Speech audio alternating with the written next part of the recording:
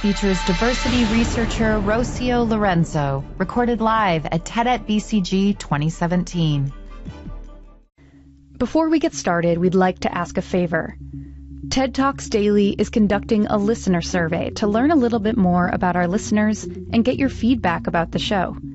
It should only take about 10 minutes to complete. Please visit surveynerds.com/TEDTalksDaily to take our survey now. That's surveynerds.com/TEDTalksDaily. Thank you. 15 years ago, I thought that the diversity stuff was not something I had to worry about. It was something an older generation had to fight for. In my university, we were 50-50 male-female, and we women had often better grades. So while not everything was perfect, diversity in leadership positions was something that would happen naturally over time, right? Well, not quite. While moving up the ladder, working as a management consultant across Europe and the US, I started to realize how often I was the only woman in the room and how homogeneous leadership still is. Many leaders I met saw diversity as something to comply with out of political correctness or, best case, the right thing to do, but not as a business priority. They just did not have a reason to believe that diversity would help them achieve their most immediate, pressing goals, hitting the numbers, delivering the new product, the real goals they are measured by. My personal experience working with diverse teams had been that while they require a little bit more effort at the beginning, they did bring fresher, more creative ideas. So I wanted to know, are diverse organizations really more innovative? And can diversity be more than something to comply with? Can it be a real competitive advantage? So to find out, we set up a study with the Technical University of Munich. We surveyed 171 companies in Germany, Austria, and Switzerland. And as we speak, we're expanding the study to 1,600 companies in 5 additional countries around the world. We asked those companies basically 2 things: how innovative they are and how diverse they are. To measure the first one, we asked them about innovation revenue. Innovation revenue is the share of revenues they've made from new products and services in the last 3 years. Meaning we did not ask them how many creative ideas they have, but rather if these ideas translate into products and services that really make the company more successful today and tomorrow. To measure diversity, we looked at 6 different factors: country of origin, age, and gender, amongst others. While preparing to go in the field with those questions, I sat down with my team and we discussed what we would expect as a result. To put it mildly, we were not optimistic. The most skeptic in the team thought or saw a real possibility that we would find nothing at all. Most of the team was rather on the cautious side, so we landed all together at only if, meaning that we might find some kind of link between innovation and diversity, but not across the board. Rather, only if certain criteria are met. For example, leadership style, very open leadership style that allowed people to speak up freely and safely and contribute. A couple of months later, the data came in, and the results convinced the most skeptical amongst us. The answer was a clear yes. No ifs, no buts. The data in our sample showed that more diverse companies are simply more innovative, period. Now, a fair question to ask is the chicken or the egg question, meaning, are companies really more innovative because they have a more diverse leadership, or the other way around? Which way is it?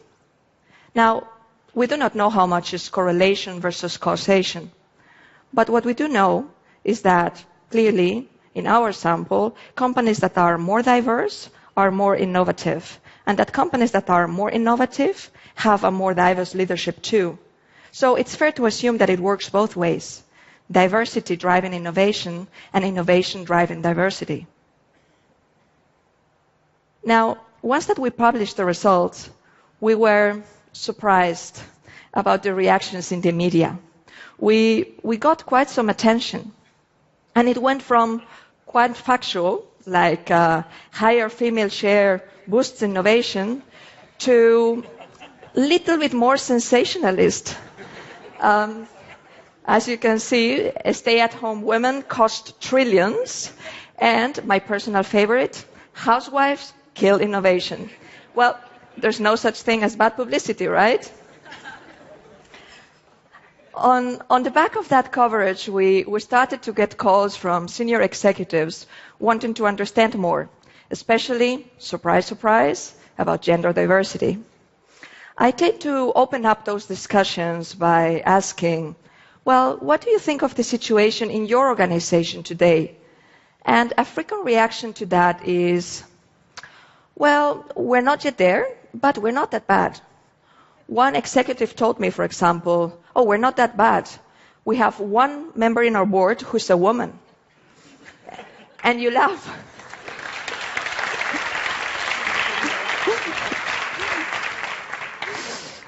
Now, you laugh, but he had a point in being proud about it. Because in Germany, if you have a company and it has one member in the board who's a woman, you are part of a select group of 30 out of the 100 largest publicly listed companies. The other 70 companies are just have an all-male board. And not even one of these 100 largest publicly listed companies have, as of today, a female CEO. But here's the critically important insight. Those few female board members alone, they won't make a difference. Our data shows that for gender diversity to have an impact on innovation, you need to have more than 20% women in leadership. Let's have a look at the numbers.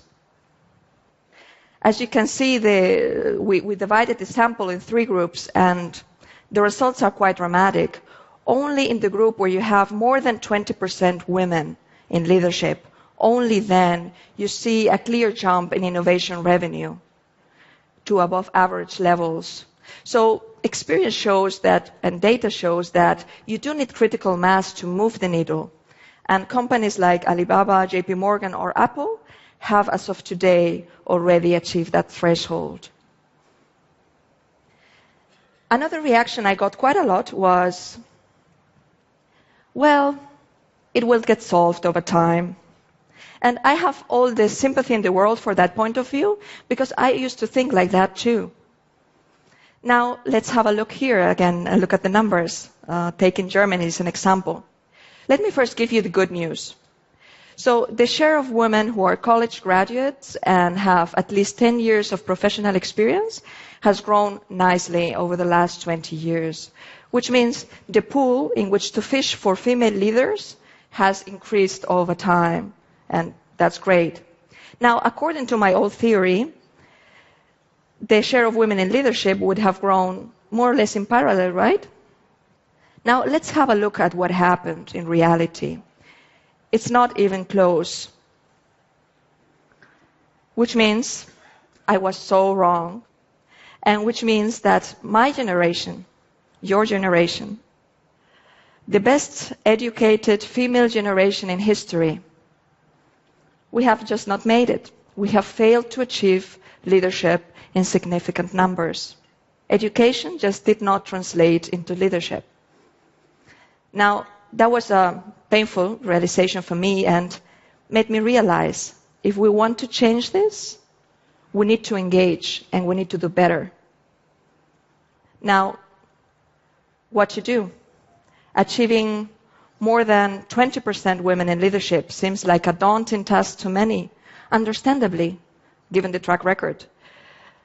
But it's doable, and there are many companies today that are making progress there and doing it successfully. Let's take SAP, the software company, as an example. They had, in 2011, 19% women in leadership. Yet they decided to do better, and they did what you do in any other area of business where you want to improve. They set themselves a measurable target. So they set themselves a target of 25% for 2017, which they just have achieved. The goals made them think more creatively about developing leaders and tapping new recruiting pools. They now even set a target of 30% women in leadership for 2022. So experience shows it's doable. And at the end of the day, it all boils down to two decisions that are taken every day in every organization by many of us. Who to hire and who to develop and promote. Now, nothing against women's programs, networks, mentorings, trainings, all is good. But it is these two decisions that at the end of the day send the most powerful change signal in any organization. Now, I never set out to be a diversity advocate. I am a business advisor. But now my goal is to change the face of leadership, to make it more diverse. And not so that leaders can check a box and feel like they have complied with something or they have been politically correct, but because they understand. They understand that diversity is making the organization more innovative, better. And by embracing diversity, by embracing diverse talent, we're providing true opportunity for everyone. Thank you. Thank you so much. For more TED Talks, go to TED.com. Like TED Talks? You should check out TED and Audible's new podcast, Sincerely X, where ideas are shared anonymously. In episode 4, we meet a tech CEO who couldn't tell his peers when he suffered from depression. He questions why we're so afraid to talk about mental health and how doing so might bring us closer to finding solutions. Listen now wherever you get your podcasts. PRX.